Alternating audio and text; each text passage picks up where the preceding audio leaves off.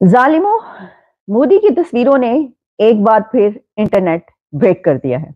नरेंद्र मोदी साहब ने जब तेजस उड़ाया था, तो उस वक्त वो यूनिफॉर्म पहनकर जब वो निकले थे और उनकी पिक्चर्स इंटरनेट पर आई, तो इंटरनेट पर तो एक उधम मच गया और लोगों ने जो है उसको धड़ाधड़ शेयर करवाना शुरू कर दिया और कहा कि देखो कि भारत के वजीर आजम जो हैं ये तो जनाब तेजस उड़ा रहे हैं, ये क्या-क्या कर रहे हैं।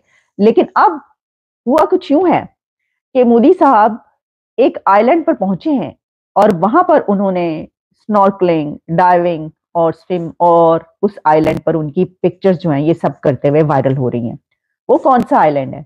बहुत इंपॉर्टेंट आइलैंड है, लेकिन शायद आप उसके बारे में ना जानते हो। उन्होंने ऐसा किया क्यों? ज्यादा अहम ये है। तो देखिए, जो पिक्चर्स चल रही हैं इस वक्त मीडिया पे, वो है लक्षद्वीप आइलैंड। अब लक्षद्वीप आइलैंड मलयालम लफ्ज है और इसका मतलब है 100,000 आइलैंड, लेकिन वो है 36 आइलैंड्स वहां पर, और ये इंडियन यूनियन टेरिटरी में आता है। और अगर इसकी तारीख पर आप जाएं, हिस्ट्री पर, तो मालाबार के पास जब उस वक्त जब ब्रिटिश राज से भी पहले, कई सदियां पहले जो है वो एरिया, वो वहां पर कई एक इन्वेडर्स भी आते रहे और बहुत कुछ होता रहा। लेकिन ये जो जगह है ये दूर दराज है। यानी ये आइलैंड वो आइलैंड नहीं है कि जिसमें आप कहें कि ये मोदी साहब जो है ये तो गोवा पहुंच गए, वहां के बीच पर नजर आए, ये मुंबई पहुंच गए वहां पर। नो, ये वो आइलैंड है जिसके बारे में इतनी बात नहीं की जाती। सवाल ये है कि भारत के वजीर आजम नरेंद्र मोदी साहब आखिर स्विट्जरलैंड क्यों नहीं गए? वो फ्रांस क्यों नहीं गए? और पेरिस के वो आईफिल टावर पे क्यों नहीं गए? अपनी फैमिली के साथ जाते, वो डिनर करते और मजे करते, वहां की तस्वीरें उनकी वायरल हो जाती, या कुछ ऐसा काम करते, या फिर ये कि वो लंदन चले जाते, कहीं पर किसी नहीं। वो अपने मुल्क के, अपने कंट्री के एक ऐसे आइलैंड पर गए हैं जहां पर जिसके बारे में लोग इतना ज्यादा नहीं जानते, लेकिन वो बहुत ही खूबसूरत आइलैंड है। और उसके बाद उन्होंने ट्वीट किया और जिसमें उन्होंने कहा कि ना सिर्फ ये कि इसकी जो सीनिक ब्यूटी है और जो मेस्मराइजिंग है, इसके अलावा ये एक ऐसी जगह है कि जहां पर बैठकर आपको ये रिफ्लेक्ट करने का ये मौका मिला है कि 140 जो इंडियंस हैं उनके, यानी 1.5 अरब इंडियंस जो हैं, उनके लिए काम कैसे किया जा सकता है। तो अब देखिए, 140 करोड़ इंडियंस की वो बात करें वहां पर जाकर भी, ठीक है जी। और वहां पर उन्होंने कहा कि ये बैठकर पता चलता है कि कितना मुश्किल है ये सब करना। वो एक एडवेंचरर के तौर पर नजर आए, उन्होंने ये एडवेंचर किया। लेकिन इसमें ज्यादा अहम बात यह है कि वो वहां पर उन्होंने जाके हजारों करोड़ों रुपए के कोई प्रोजेक्ट्स भी जो हैं वो उसका अनाउंस किया है और वो भी शुरू हुए हैं। क्योंकि आप जानते हैं कि और भी इसकी बहुत सारी सिग्निफिकेंट हो सकती है कि देखिए, जैसे कि वहां पर वो इलेक्शन है आजकल, और इससे पहले हमने देखा कि बहुत बड़ी बड़ी रैलीज भी चली, कई कई दिन हम देखते रहे। इलेक्शन के दौरान जो है वो चलता रहा सिलसिला, और उसमें जो है वो वहाँ लोगों से पॉलिटिशियंस जो है जाकर मिलते हैं और अपनी प्रेजेंस शो करवाते हैं। ये प्रेजेंस शो करवाना अपनी जगह पर, लेकिन एक ऐसी जगह पर जाकर ये बताना कि ये बहुत ही खूबसूरत जगह और यहाँ पर मैं आया हूँ, और फिर वहां पर स्विम सूट पहन के डाइविंग करना, स्नॉर्कलिंग करना, वहां पर जो है स्विम मास्क में नजर आना, और उसके बाद जो है वो वहां पर बैठकर बीच के किनारे सोचते हुए नजर आना, ये सब ये बताता है कि वो अपने कंट्री को रिप्रेजेंट कर रहे हैं और अपने कंट्री को आगे लेकर जा रहे हैं और कह रहे हैं कि यहाँ पर आओ टूरिज्म के लिए। तो वो एक तरीके से टूरिज्म को जो है वो बढ़ावा दे रहे हैं, कह रहे हैं कि ये जगह भी ऐसी है, यहाँ पर भी टूरिज्म किया जा सकता है। तो इसको ऐसे ही देखती हूँ। तो हो जो भी, उन्होंने जो है वो मास्टर स्ट्रोक खेला।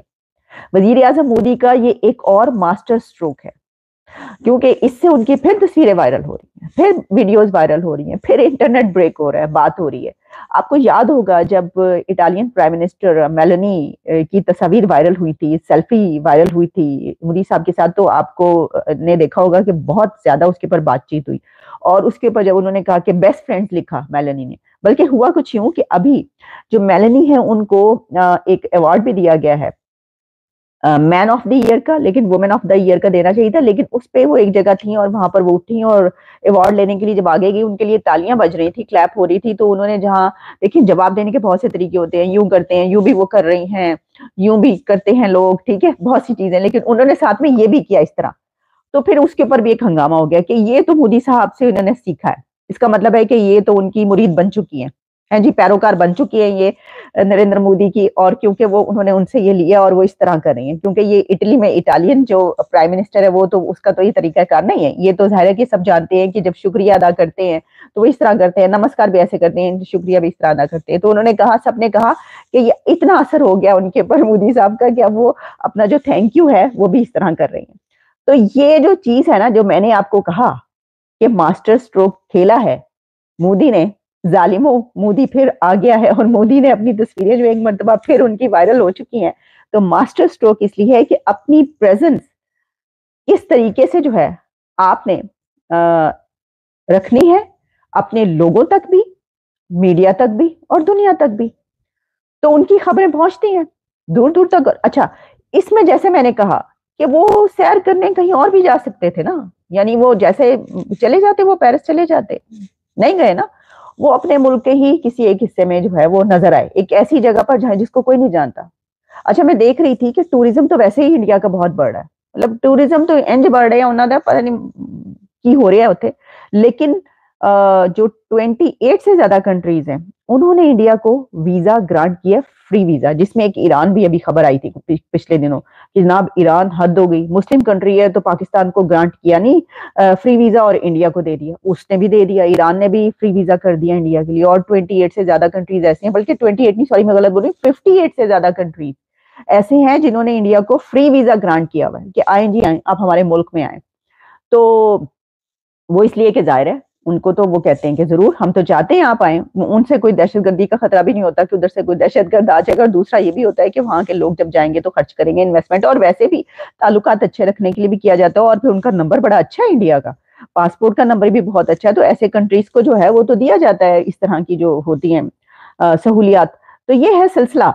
तो मोदी साहब जो हैं वो लक्षद्वीप पे गए हैं, और वहाँ पर अगर आप हिस्ट्री जाना है तो मैं एक और बात आपको बताती चलूँ कि वहाँ की बड़ी आबादी जो है वो मुस्लिम भी है, बड़ी पॉपुलेशन, लेकिन उस पे कहा ये जाता है कि पहले जो है ये भी हिंदू थे, और यहाँ पर जब इन्वेडर्स और ये सब आते गए तो उसमें बड़ी तादाद जो है मुस्लिम हो गई, यानी कन्वर्टेड है। लेकिन वहाँ पर अभी तक हिंदुइज्म की और इस तरह की बहुत सी यादगारें और वो मौजूद हैं, जिससे ये पता चलता है कि वहाँ पर कितना असर और रसूख था हिंदुइज्म का। इस तरीके से मैं रिसर्च करी थी और मैं देख रही थी कि क्या-क्या है वहाँ पर, ये किस जगह पर गए हैं मोदी साहब, तो मुझे ये चीज़ें जो है वो देखने को मिली या पता चली।